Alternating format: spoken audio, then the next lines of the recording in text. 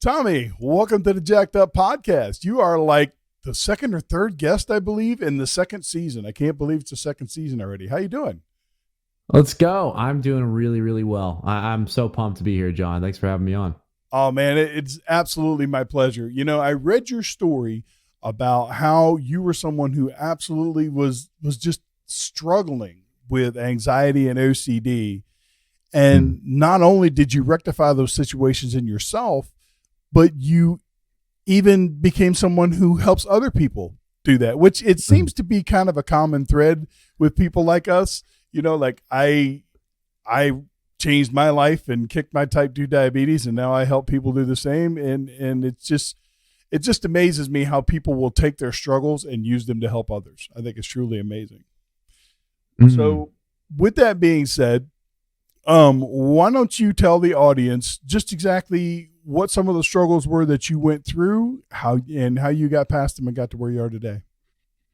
Yeah, I would love to. You know, for me, I like to start by saying I've lived with anxiety for as long as I can remember. And it wasn't until I was 21 years old, senior in college, my anxiety reached its ultimate peak. It was, internally incredibly painful. And I experienced physical symptoms too. I started to have trembling hands all the freaking time. I also would wake up in the middle of the night having full blown anxiety or panic attacks. And, Wow. my bed would be covered in sweat. It was basically like a pool. It was disgusting. And Mm, my heart would be pumping out of my chest to the point where I was so scared. I thought I was going to have a heart attack. It was terrifying. And between the physical symptoms and those being scary, and also the pain internally, I thought to myself, I just know that I can't live the rest of my life feeling like this. If I live to be 90 feeling like this, it's not going to be a life well lived. And right. so kind of left me with a couple options, one incredibly dark and one that I don't like to think about too much, Mm-hmm. but was the idea of my life ending one way or another, self-inflicted. Right. Um, and then the other one is finding a way to get help, but I wasn't really sure how to get help because I've never, seeking out professional help for mental health was never on my radar.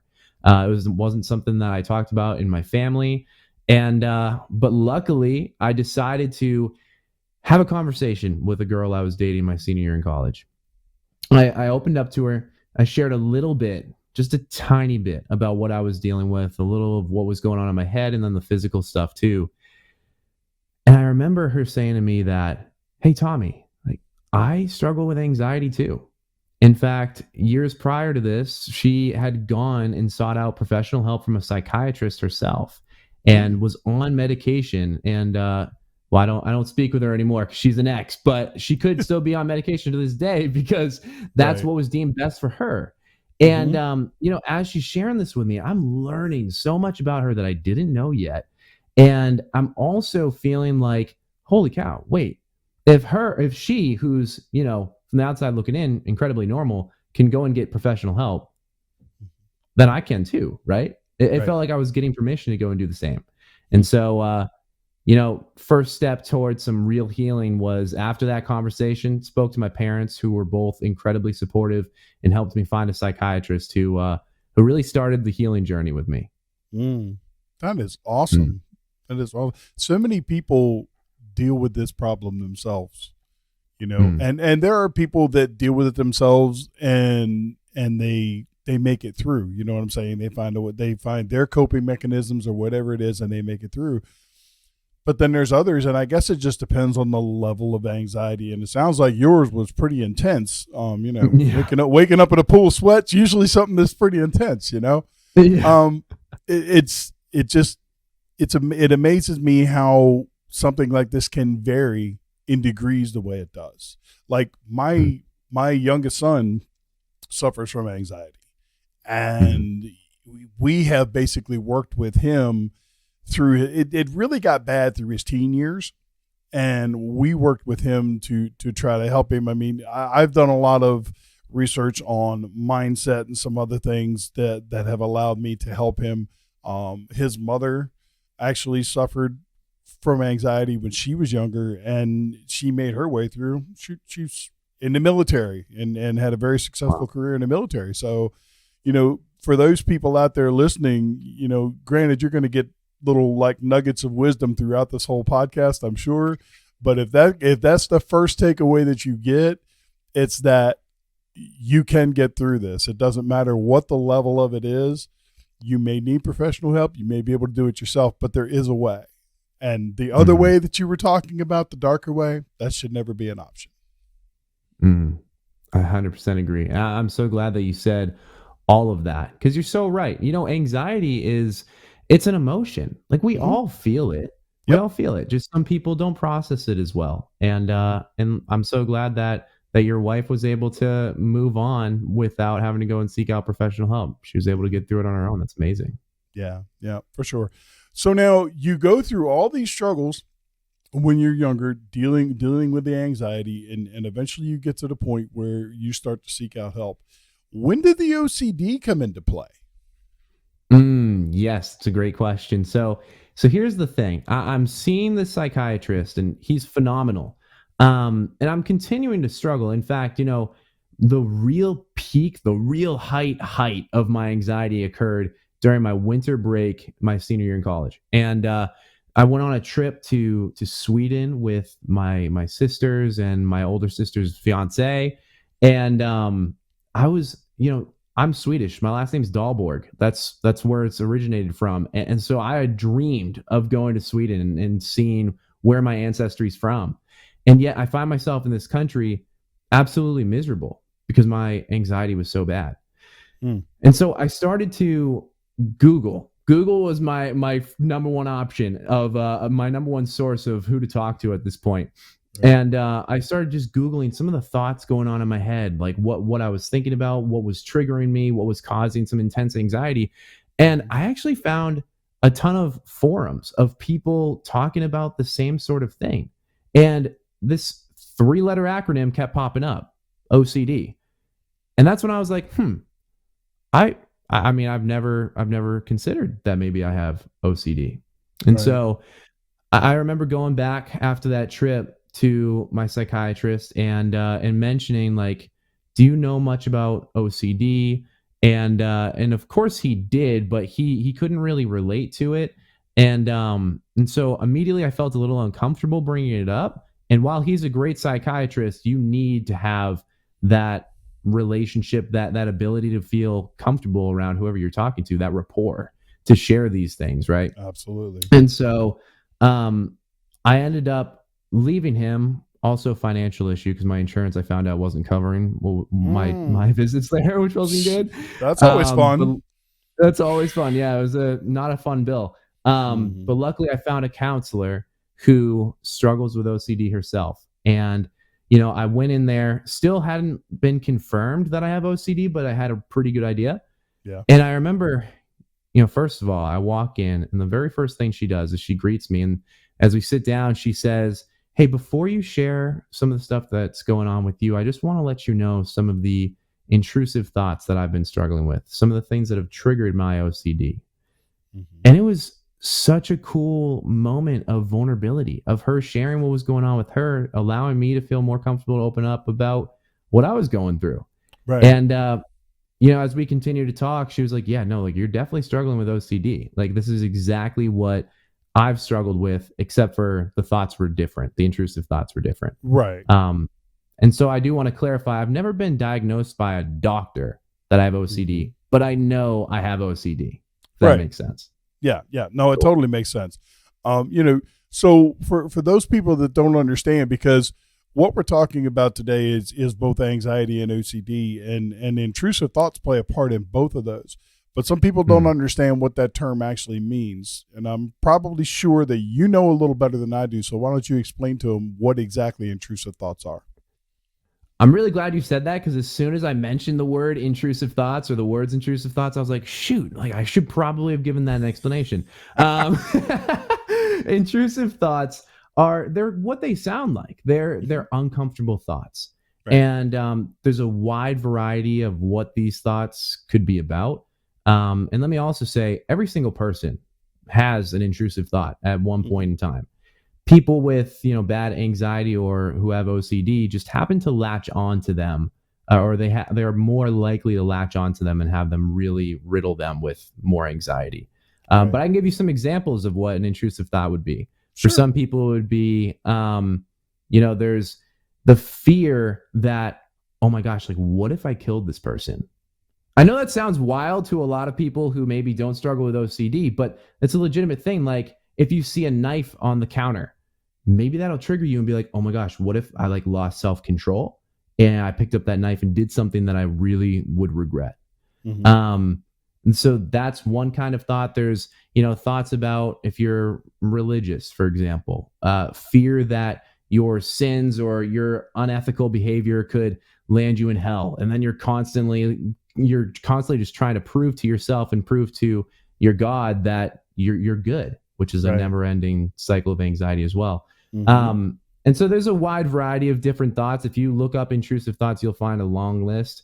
But one key that I like to share, the thing that separates somebody who struggles with intrusive thoughts and OCD versus somebody who's, let's say, a serial killer, for example, Right. is if somebody sees a knife on the counter and they're like, oh my gosh, what if I lose self-control and I do something I'll regret? They clearly don't want to do whatever that action is. Mm-hmm.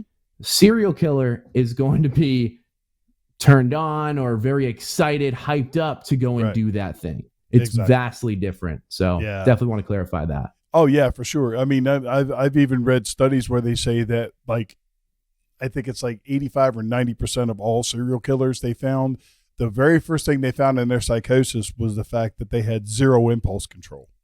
None whatsoever. If a thought came into their head, they just acted on it. And there was no forethought or afterthought, for that matter. They just did whatever came into their minds and then went on about their business. So, yep. Yeah. I guess that's what separates us from the animals, though, is being able to say, hey, I don't know where that thought came from, but that's not right. I need to move in another direction, Totally. Yeah. So now, what are some of the tactics and tricks that you learned through therapy or just through your own experiences that can help people deal with things like intrusive thoughts and being able to control their compulsions and impulses? I would love to share a few. And the first one I'm going to share is, every time that I go to share it, I always say, I really wish that I took note of what podcast I heard this on to give the guy credit. Unfortunately, I don't remember, but I heard on this podcast one time, this guy was saying, he was like, your body poops, right? But you don't consider yourself poop. Right. Well, your mind has thoughts. Why would you consider yourself thoughts? It's a byproduct of what your brain does. Mm-hmm. And so one of the big triggers for people with OCD, these intrusive thoughts, they believe that and by they, I mean like myself, I believe that my intrusive thoughts dictate or partially define who I am or what my values are. Right. But the reality is they don't. And so when I heard that, I was like, oh my gosh, wait, my thoughts don't define me. I'm more than my thoughts. Right. I'm so much more than my thoughts. So having that understanding, number one, is that you are not your thoughts, is huge. Number two, another thing that I found, it was actually on my own, I found this one as well, was the power of acceptance. When you have an intrusive thought, something that can be really, really hard to do is to not fight it. The first thing somebody with OCD wants to do is fight it. That's where the compulsion comes into play. It's this, it can be a physical compulsion of, if your fear is of bacteria or having viruses on your body, it could be constantly washing your hands, right? That's a common one that a lot of people know of. Right. But if you can just try to hold yourself back from those compulsions and take a moment to simply accept your thought for what it is, just a thought. That thought says nothing about you. All it is just something that popped up in your head. Yeah. That is a key to getting through this whole intrusive thought OCD game. Because the more that you go through your compulsions, the more that you try to fight these thoughts and ruminate or rationalize why this wouldn't be true about you or why you wouldn't do such and such, Mhm. You might get yourself through this situation, this intrusive thought for the short term, but it's going to pop up again later, or something similar is going to pop up again later. And then you're going Yeah. to have to fight that battle again. And so Mhm. if you can learn to just accept those thoughts, it's absolutely huge. Those are two. I'm drawing a blank on the third one I wanted to share, but those are two massive tips and Well, things that yeah, really help.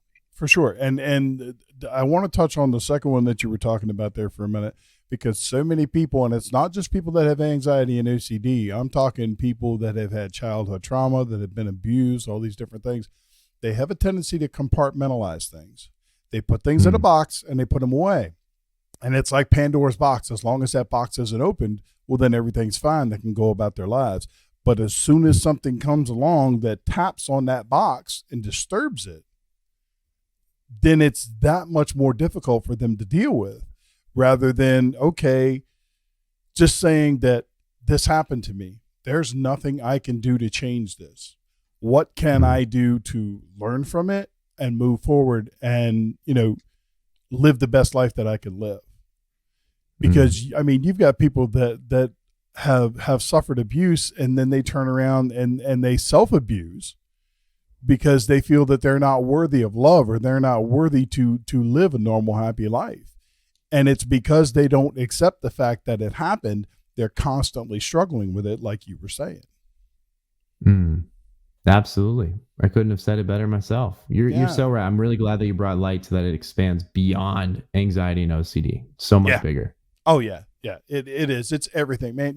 Like in my practice working with people with nutrition and exercise, 80% of what I do is mindset.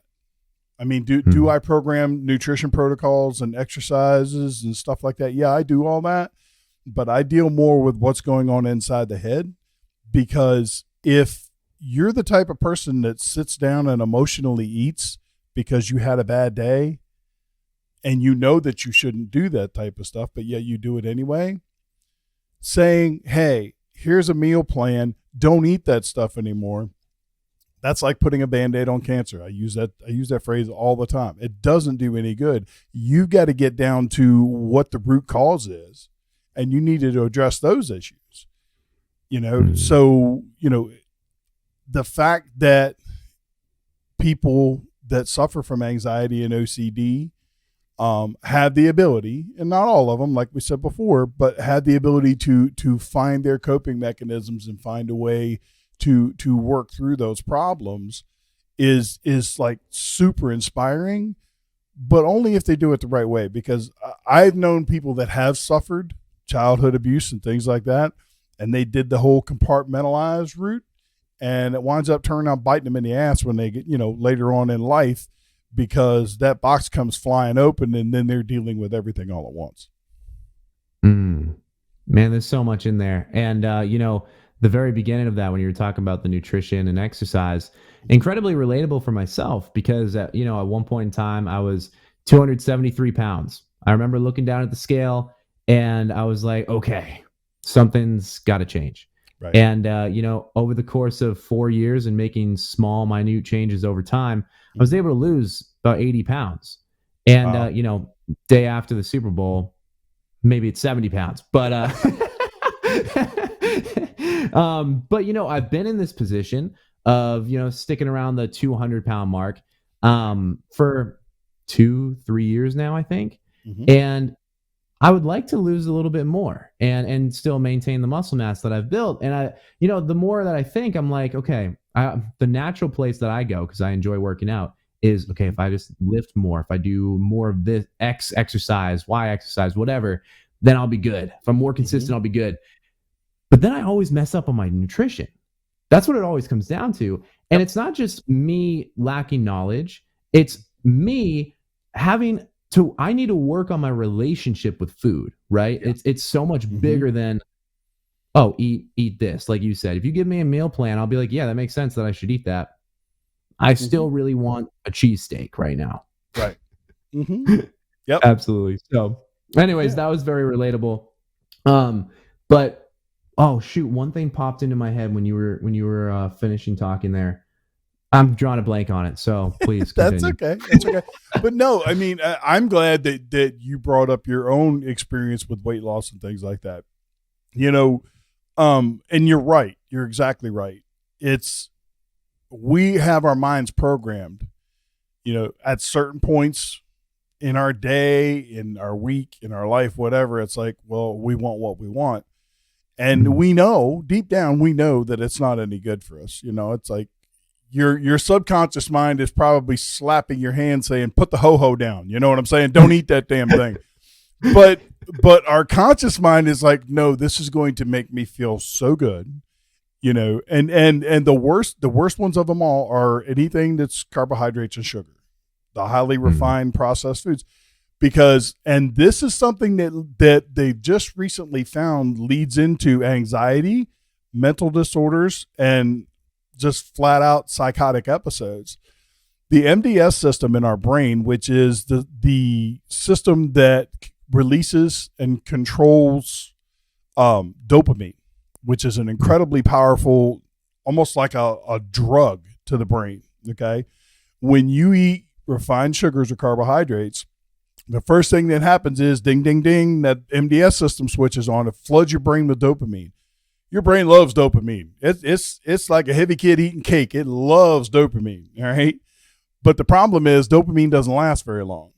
And what winds up happening is your brain sends other neurotransmitters to the rest of your body saying, okay, well, here's what needs to happen. We need to get more of whatever caused that to happen. We need to get more of that in our body.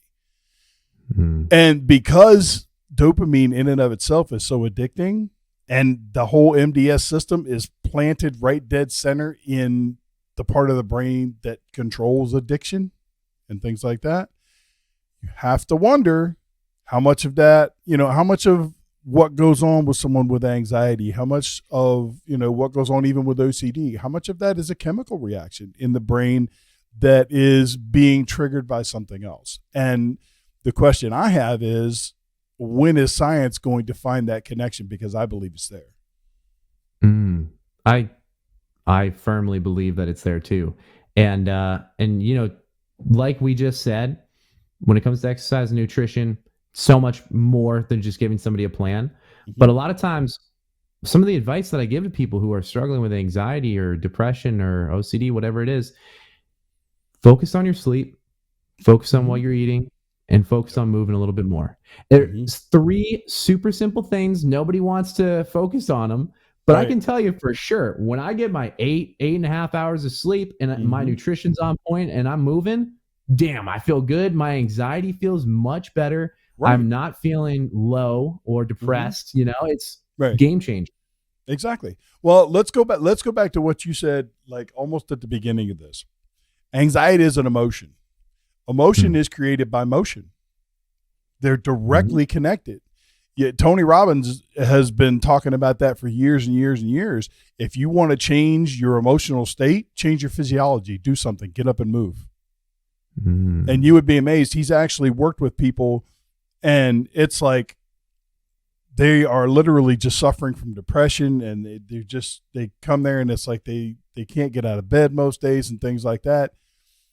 And they're sitting there and they're feeling these feelings of depression and whatnot.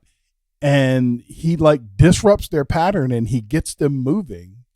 Sometimes he'll take them and he'll put them on one of those little mini trampolines and just make them jump up and down. And he'll do that for like 5 minutes, and all they do is just jump up and down. Nothing like super exertion or anything like that. Just nice, easy bouncing up and down. And by the time they get off that thing, there's no depression. There's no feelings of, oh, woe is me. None of that. They feel great. Emotion and motion are directly connected. And the more people realize that and they start to utilize the body and move in ways like that, we're going to see a lot less of this, I believe. That's huge. Yeah, I buy into that for sure. And it makes you wonder too, as the rates of, mental health vulnerability is going up, be it anxiety, depression, whatever. I mean, the more and more jobs there are that are incredibly sedentary. My full-time position, I love. So let me go back to one of the first questions you asked me. Actually, I didn't get to it, but it was, how did I go from being somebody who suffered from anxiety and OCD to helping other people, right? Yeah. Yeah. I will say I'm not a mental health professional. I am a financial analyst that's my career, my full-time career. However, I host a podcast called Strength Through Vulnerability, which really, it emphasizes the power of vulnerability. And, I came to find that from that conversation with my now ex-girlfriend back in college, when she left me feeling like it was okay for me to go and seek out some professional help. Right. And so I host that podcast in order to help people, but full-time, my job's as a financial analyst. And so I'm working from home ever since February because of COVID. And so I spend most of my days in my pajamas, which I don't have a problem with, but in my PJs or in some gym shorts or something. Right. And yet sitting on a couch. And at the end of the day, my brain is like, okay, man, like you should probably go to the gym. You should get moving. You've been sitting on your butt all day. But I'm so tired at the end of the day. And sometimes I'm just feeling a little bit down. And then there's this whole side of, yes, you'll feel better from moving, but somebody who struggles with anxiety and especially depression too, there's this lack of a desire to move, even though they know it'll help them feel better because they feel so low or so down. And I'm sure you can go so deep on that. There's probably a lot of, internal beliefs of maybe I'm not worthy of feeling good. That's what I was really just going to deep say. place to go. Yeah. But that's so real. So real. Wow. That's awesome. So now, okay. So you went through all of these different things. You got help. Well, before I go on to my next question, let me ask you real quick. The psychologists or psychiatrists or whatever that you worked with, did any of them recommend physical activity to help you with the anxiety and stuff, or did they just simply go at it from a therapeutic standpoint? That is a fantastic question. I don't want to, take credit away from them, but I can't remember a time where they recommended physical activity. Yeah. Yeah. This is my problem with the medical industry. And I guess psychology falls into that, the medical industry in and of itself. To me, I think they downplay way too much what the human body is capable of. So often it's, let's prescribe drugs. Let's give them this medicine. Oh, that medicine is working okay, but it could be better. Well, let's add this medicine in along with it. And it's not just for anxiety and stuff. It's everything. You go to the doctor, they give you a pill. You go to the doctor, they give you a pill. And so much of this stuff can literally be corrected by changing what we're doing with our bodies, whether it's movement, whether it's getting more sleep, whether it's drinking more water, all these different things that don't require medications, but yet here we are. I think I read a study somewhere where the United States has more prescription drugs that are basically prescribed on a yearly basis by like 40% than any other country in the world. Wow. Yeah. And I've just took on a client the other day from Australia, and he was telling me that they don't have a lot of the problems in Australia that they do in the States because, number one, their guidelines are way stricter. Australia says, no, we're not going to sell that kind of food because that kind of food isn't good for people, which doesn't happen in the United States. You know what I'm saying? Yeah. Their healthcare is incredible because they are, as a country, they are so concerned about the health of their citizens that everything is just like boom, boom, boom, boom, right down the line. And this guy was telling me all this stuff, and I was blown away. I was almost, I'll probably catch some shit for this, but I'm going to say it anyway. I was almost embarrassed to be a citizen of the United States. Because I look at things like the rate of anxiety in people has grown by 48% since 2002. 48%. Tommy, that's insane, man. But then at the same time, you look at the rate of obesity and how it's grown, the rate of type 2 diabetes and how it's grown. Everything is kind of running in parallel. And the only thing that you keep seeing is a commercial for a new drug here, a commercial for a new drug there. And there's 50 million side effects that can go along with it. Who the hell wants to take this stuff? I don't get it. No, it's, I am a supporter of capitalism, and yet it's really easy to make a lot of money on drugs.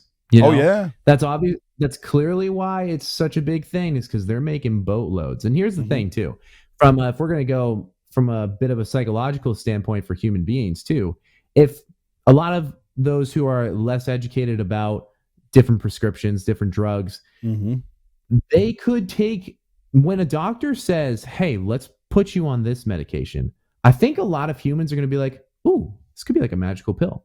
Maybe if I take this, then this problem just goes away. I don't have to worry about it anymore, which is not necessarily true, but is all the more reason to try to buy into it, right? Right. Well, yeah, everybody wants that quick fix. No, nobody. It's amazing how little most people want to work for what they want.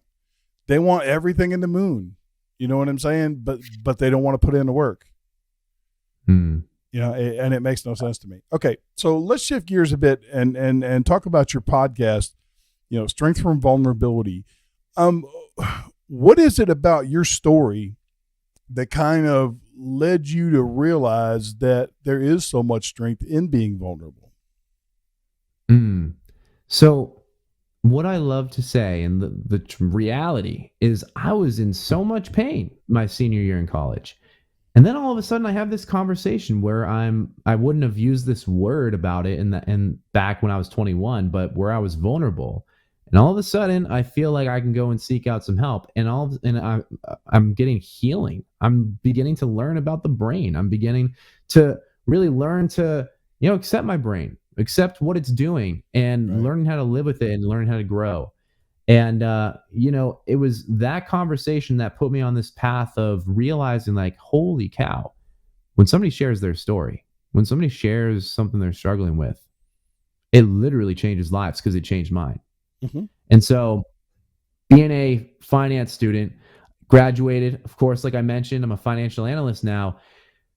And I'm sitting here like, okay, I really want to help people who are in a similar position as me, but I have no idea how I can do that. And, at one point it dawned on me that, hey, dude, like, you've been wanting to start a podcast for a couple of years now. Didn't know what you wanted to talk about. But there's this thing that you struggle with every single day, and you have a couple beliefs. One, in the power of vulnerability from your own lived out experiences, and two, from the power of story, which I think everybody can get behind. Right. And then I was like, wait, I can put those two things into a podcast and have a platform to, safely share and be vulnerable about my story, but also have amazing people come on and share their stories too. Right. And, it's grown into this amazing space where people just come on and they feel comfortable sharing what their struggles, what their challenges have been. And then they leave the listeners with different takeaways that can help them to, like I mentioned, a couple of things you can do if you struggle with OCD. Right. You can walk away with tips on how to live with or deal with better your depression, anxiety, OCD. We talk about physical disabilities, relationships. Anything where vulnerability plays a part, which is basically everything that you really want out of life, is talked about on that show. And it's all because of that conversation I had as a senior in college. That's awesome. I want to touch on something that you just said a minute or two ago. Stories and the power of stories. There are few things on the planet that are as powerful as a story. I mean, look, an entire religion is based on a story. Most religions are based on some sort of story, but it's like, for me, long before I got any certifications hanging on the wall or any kind of degrees or anything like that, I had my story. I was a little heavier than you. I was 405 pounds, and I lost a ton of weight because I had to, because I found out I had diabetes and it almost killed me. But that story has made me relatable to so many people that I was able to help long before I ever went to school for what I do. It was like, because they would see, I immediately, when I decided I wanted to make a change, the first thing I did was go on social media, because I had read something in a magazine or something, because social media was just starting to get big.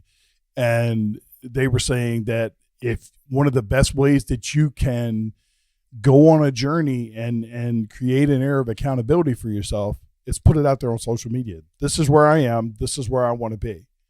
So I literally did that when I had nobody following me, and you know, I would post every day what I was eating and what my workouts were going to be and that type of stuff. And I don't think anybody was watching it, and I really didn't care because it still made me feel like accountable. Hey, I put that out there on the internet, so I have to go do that.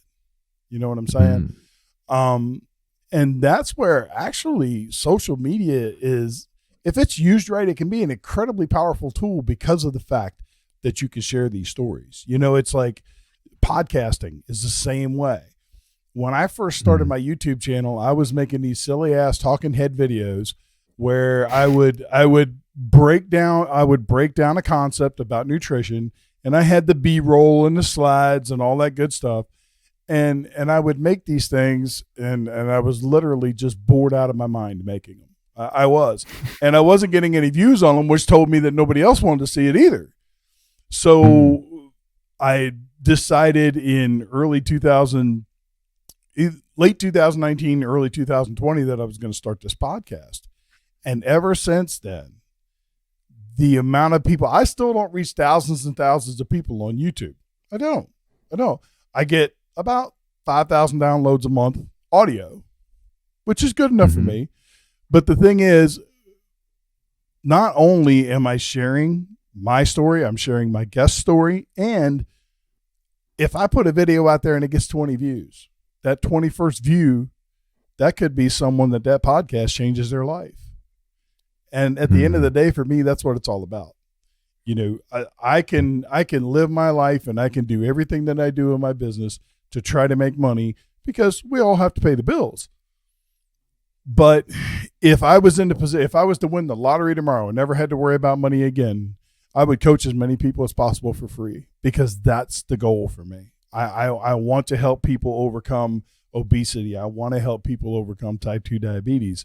You want to help people overcome anxiety and OCD. So you tell your story and you have your podcast and you bring people on your show that are going to motivate people in that same direction. And that whole thing in and of itself is like super, super powerful in my book.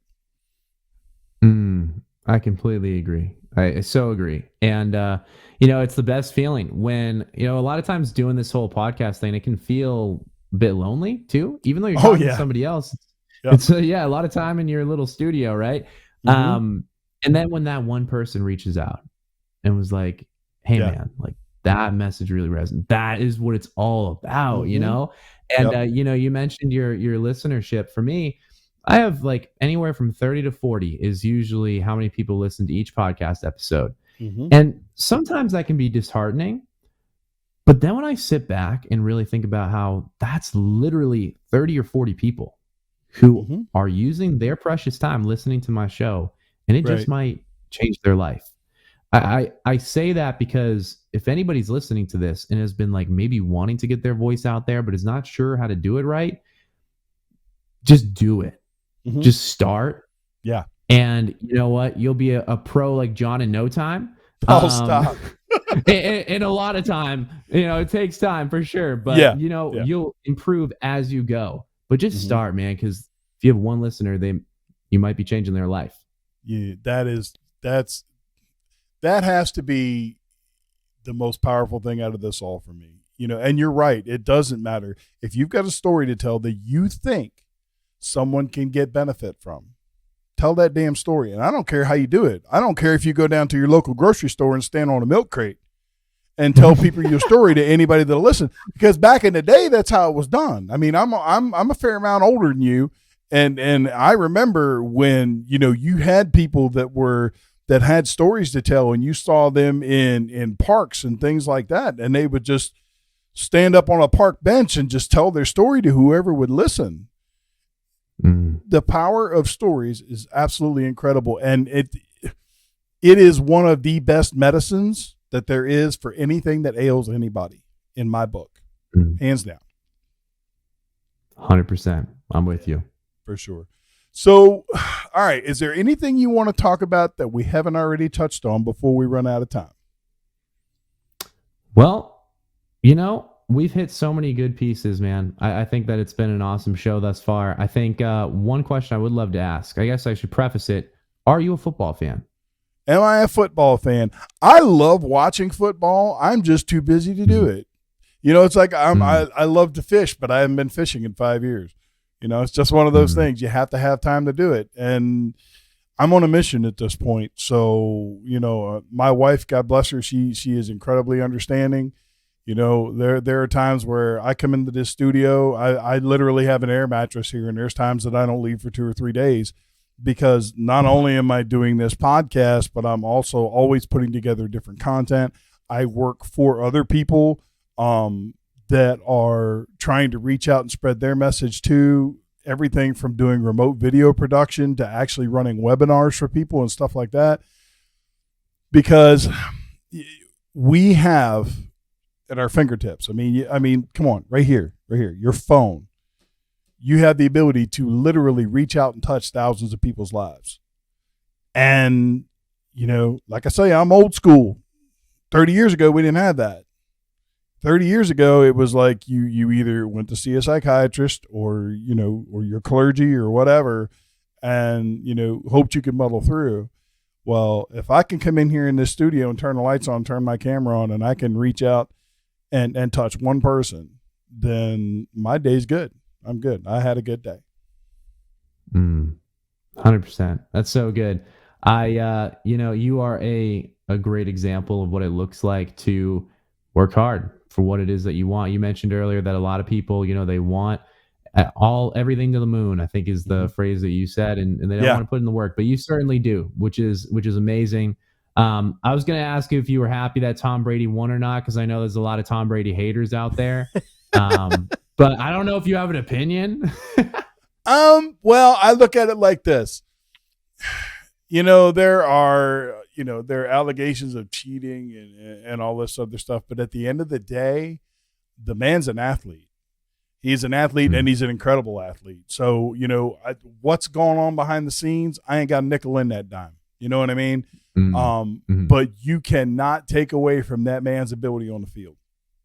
Plain and simple. And I'm a 49er fan, so I hate him.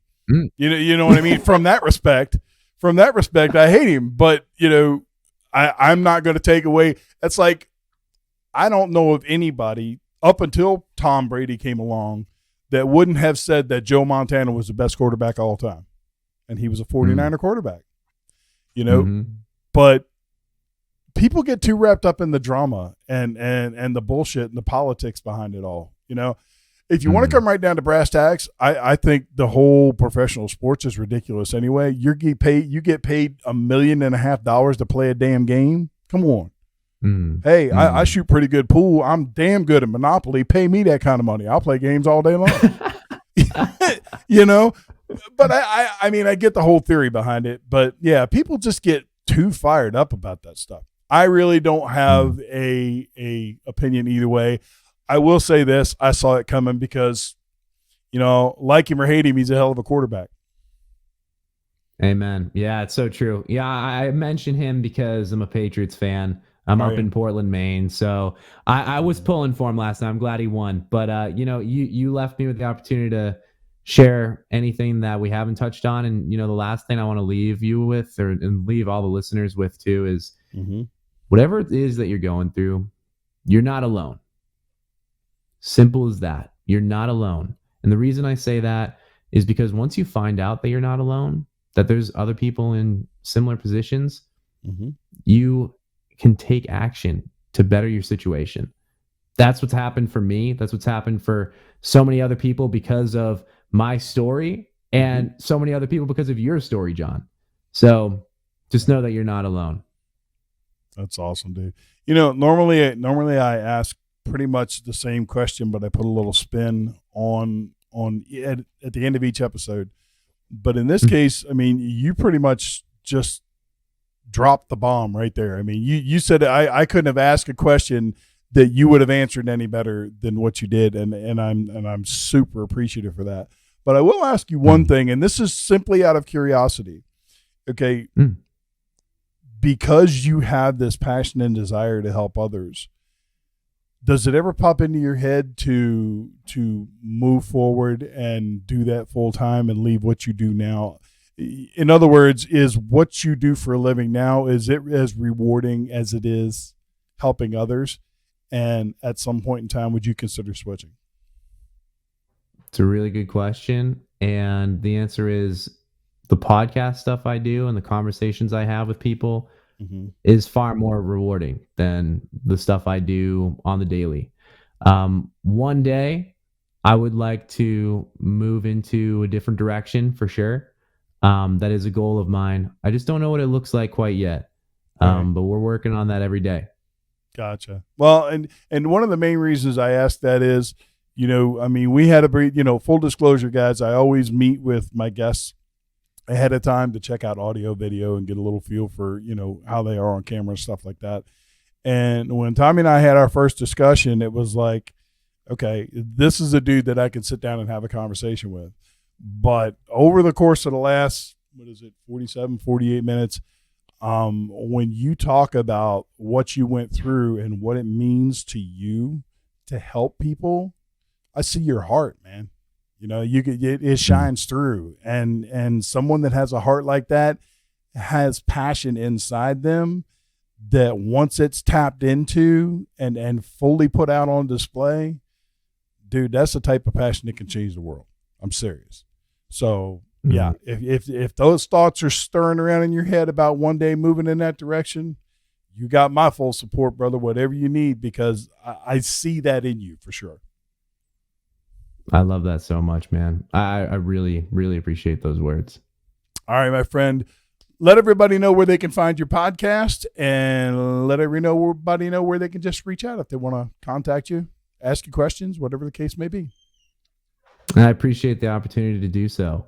So my podcast, any of the mainstream podcast platforms out there, Apple Podcasts, Spotify, Breaker, any of those, it's Strength Through, spelled THRU, Vulnerability.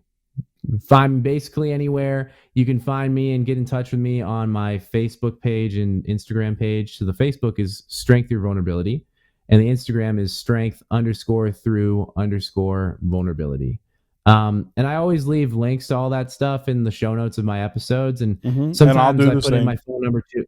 Yeah, I appreciate that. And sometimes I put my phone number in there too, so people can just reach out directly to me. So please reach out. I would love to connect with you. That's awesome. So great. Tommy, my friend, I sure do appreciate you taking time out of your schedule to come on the show.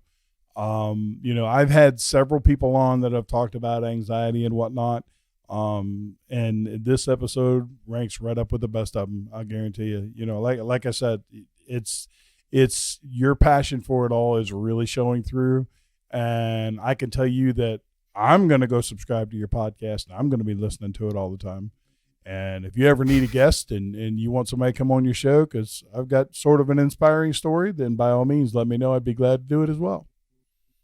Heck yeah, man. Let's do it. Number one, let's do it. And number two, thank you so much, seriously, for all the time. I appreciate you fitting me into your schedule, and it's been an absolute blast, man. This has been a really fun conversation. Sure. I love it. All right, sit tight a second. I'm going to flip over and end this, and then I'll be right back with you. Sounds great. All right, guys. I'm going to tell you what. I've got a whole new respect for people that have to deal with things like anxiety and OCD. I mean, I always knew it was difficult. I've had people in my personal life that have gone through it, but I never really got insight like what I got today from Tommy. I mean, this was an amazing episode. I hope you guys found a lot of value out of it. If you did, do me a favor, share it with somebody that you think might get some value out of it too. And while you're at it, subscribe to the channel, hit the like button, smack the bell, do all that crazy stuff. You know what to do. And until I see you again, you guys know my motto. Playtime's over. It's time to go to work.